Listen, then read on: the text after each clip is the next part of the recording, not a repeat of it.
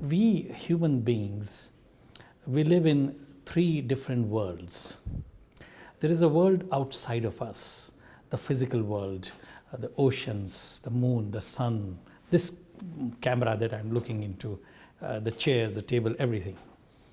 Then there is a world inside us, the world of thoughts, of feelings, of imagination that only we have access to. And then there's a world that we create through interaction among human beings, the economy, the society, the money, for example.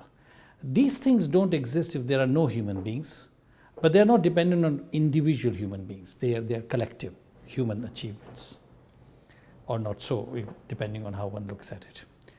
Now, each one of these, the three worlds, we have evolved different ways of studying them, of making sense of them, of thinking about them.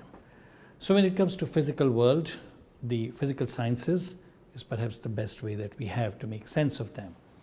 When we talk about our inner world, the arts are perhaps one of the best expressions of this.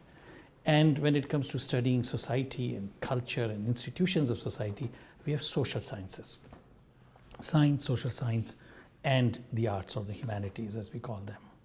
Now, usually you would find that people would get their education in one or the other. You're a doctor, and you probably will not have much as part of your education in the arts or in the anthropology or sociology. If you are an artist, you may not have a very sound and deep education about physical sciences.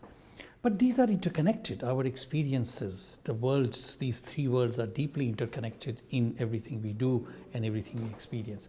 And hence, educational programs that bring them together give the student the intellectual and emotional power to make sense of the life around them, to help them understand the phenomenon, the historical developments, and vision the future in a much more complicated, nuanced way than otherwise is possible. And I think this is where programs like FAS come in, because they bring the study of these three worlds together through their interdisciplinary approaches.